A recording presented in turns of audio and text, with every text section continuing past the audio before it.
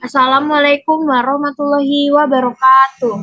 Kami dari kelompok ilmu dakwah yang beranggotakan saya sendiri, Ika Rizka Anisha sebagai moderator, lalu anggota yang lainnya ada Dela Ofarifaki, ada Berliana Nanda, ada Safira, Amalia Chandra, lalu ada Zalfahana. Kami di sini akan menjelaskan tentang dakwah. Dakwah itu sendiri adalah sebuah kegiatan yang bersifat merayu, mengajak dan memanggil manusia untuk beriman dan taat kepada Allah sesuai dengan akidah, akhlak, dan syariat Islam secara sadar dan terencana. Lalu presentasi kami hari ini akan menjelaskan tentang definisi, tujuan yang akan lebih lanjutnya dijelaskan oleh pemateri pertama yaitu Safira Amalia Chandra. Dipersilahkan. Definisi dakwah. Dakwah berasal dari kata Arab yaitu dakwah yang berarti panggilan atau seruan. Merupakan aktivitas mengajar dan menyebarkan nilai-nilai Islam kepada individu atau masyarakat. Dakwah dapat dilakukan melalui berbagai cara seperti kata-kata, tindakan, atau media. Sejarah dakwah. Dakwah dimulai sejak zaman Nabi Muhammad SAW di Mekah. Nabi Muhammad diutus sebagai Rasul dan menerima wahyu dari Allah untuk menyebarkan ajaran Islam. Pada awalnya dakwah dihadapi dengan tantangan dan persekusi, namun lambat laun berhasil menarik banyak penganut. Yang selanjutnya adalah hukum dakwah. Hukum dakwah adalah sunnah dan tugas penting bagi setiap muslim. Diatur oleh prinsip-prinsip seperti hikmah, kebijaksanaan, ma'ruf, kebaikan, dan dialog yang baik. Diperbolehkan berbagai situasi kecuali jika mengancam keamanan atau mengganggu ketertiban. Yang selanjutnya yaitu tujuan dari dakwah. Yang pertama, menyebarkan ajaran Islam untuk mengajak manusia menuju jalan yang benar. Yang selanjutnya mengajak individu untuk meningkatkan iman, takwa, dan ketaatan kepada Allah. Yang selanjutnya membangun masyarakat yang berdasarkan pada prinsip-prinsip moral dan etika Islam. Yang terakhir, menciptakan pemahaman yang benar tentang Islam dan menghilangkan stereotip negatif.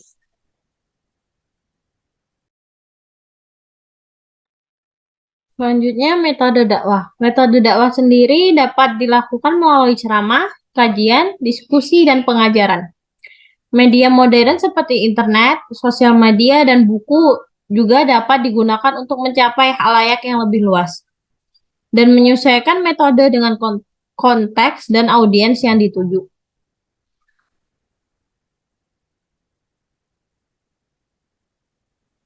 Contoh dakwah.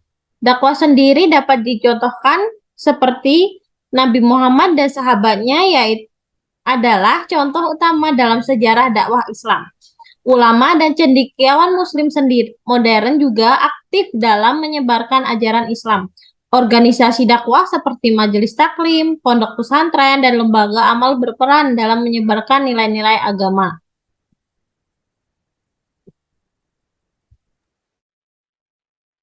Tantangan dakwah, tantangan globalisasi dan modernisasi dalam menyebarkan ajaran Islam yang murni. Menanggapi pertanyaan dan keraguan terkait agama dengan pendekatan ilmiah, menyesuaikan metode dakwah dengan perkembangan teknologi dan budaya saat ini. Jadi kesimpulannya dari materi ini yaitu dakwah adalah usaha penting dalam Islam untuk menyebarkan ajaran agama kepada individu dan masyarakat. Berdasarkan sejarah, hukum, dan tujuannya, dakwah memiliki peran vital dalam membentuk masyarakat yang lebih baik. Dakwah dapat dilakukan dengan berbagai metode sesuai dengan konteks dan perkembangan zaman.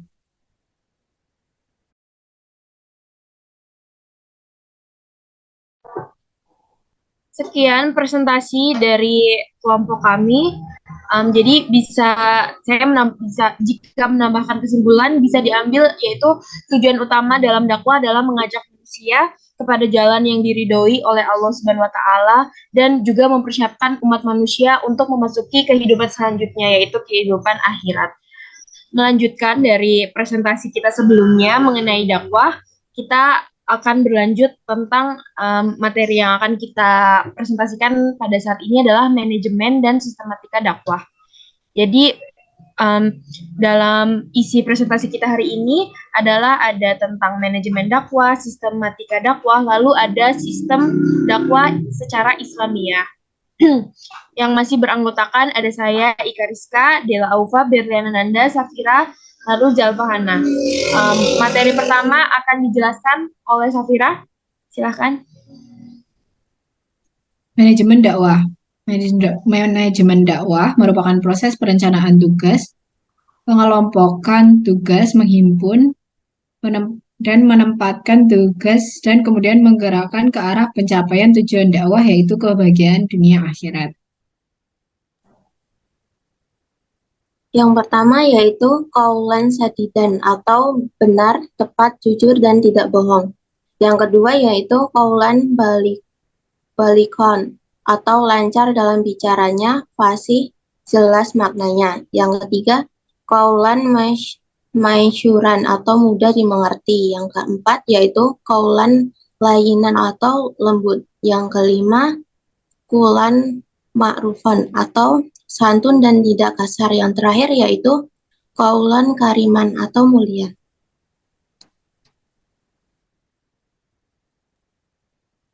Selanjutnya, sistematika dakwah. Sistematika dakwah sendiri dibagi menjadi 3, yaitu yang pertama ada epistemologis, yang menyangkut tentang bagaimana batasan dan cara mengetahui ilmu dakwah.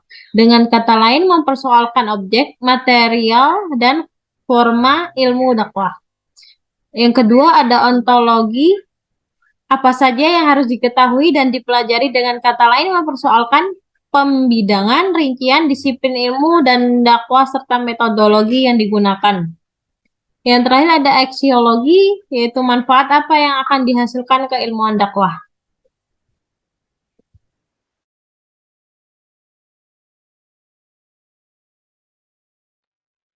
Sistematika dakwah Islamiyah. Input, proses, dan output. Yang input yaitu Islam sebagai pesan dakwah, proses yaitu bayan, hak, khair, huda, amar ma'ruf, nahi mungkar, output perilaku mad'u yang taat beragama sesuai ajaran Islam.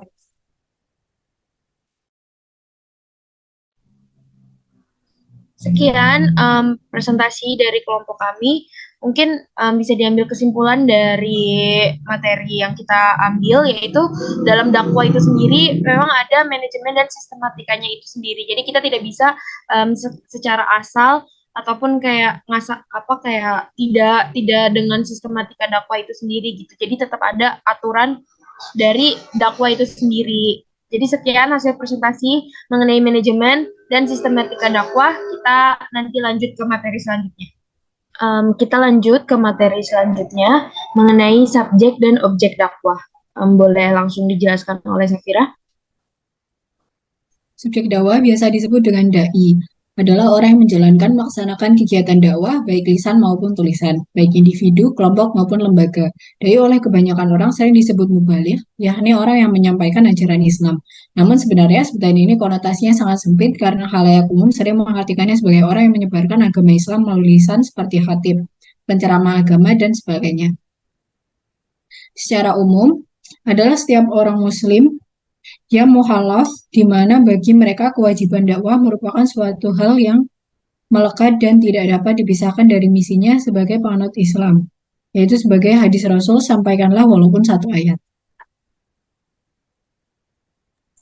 Yang selanjutnya adalah secara khusus. Adalah orang yang mengambil spesialisasi khusus dalam bidang agama Islam yang dikenal dengan panggilan ulama. Adapun sifat-sifat penting yang harus dimiliki oleh dai secara umum adalah yang pertama mendalami Al-Quran dan Sunnah serta sejarah kehidupan Rasul. Yang kedua adalah memahami keadaan masyarakat yang akan dihadapinya. Yang selanjutnya adalah dai. Dai merupakan unsur yang paling penting dalam dakwah karena tanpa adanya dai, Islam hanya merupakan sebuah ideologi tidak berwujud dalam kehidupan masyarakat. Sebaik-baiknya ideologi Islam yang tidak berwujud dalam kehidupan masyarakat, ia akan tetap menjadi sebuah ide. Ia akan tetap menjadi cita-cita yang tidak terwujud jika tidak ada manusia yang menyebarkannya.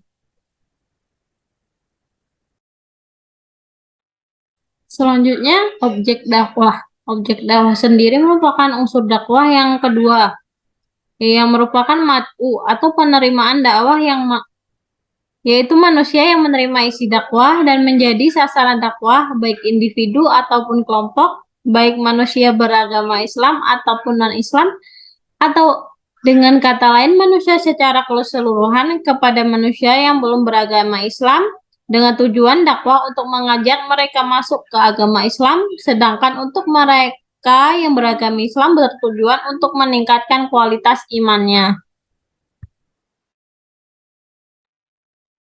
Tujuan dakwah perorangan. Yang pertama, untuk memperbaiki diri dan mempererat hubungan perseorangan. Yang kedua, bersikap toleransi dan bukan berarti meninggalkan agama Islam lantaran tidak sesuai dengan sifat dan sikap orang yang dihadapinya. Dan yang terakhir, tidak mencela paham dan agama yang diikutinya serta memelihara nama baik mereka.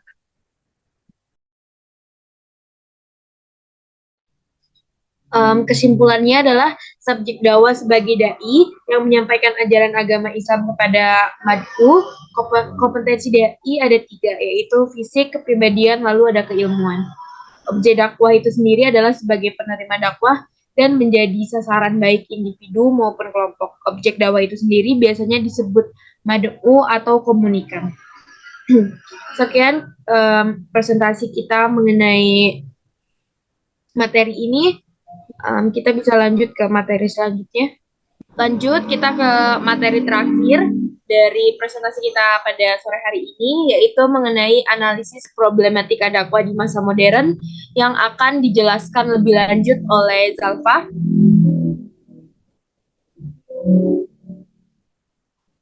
Problematika dakwah, permasalahan yang muncul dalam menyaru, memanggil, mengajak, dan menjamu dengan proses yang ditangani oleh para pengembang dakwah terhadap masyarakat yang sebagian besar warganya mempunyai orientasi nilai budaya yang terarah ke kehidupan dalam perkembangan zaman masa kini.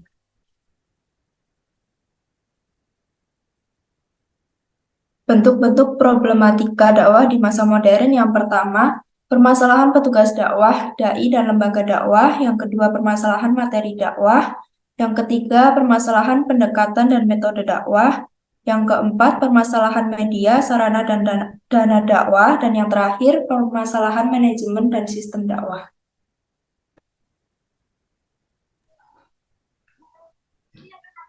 Sekian presentasi dari semua materi yang sudah kelompok kami jelaskan.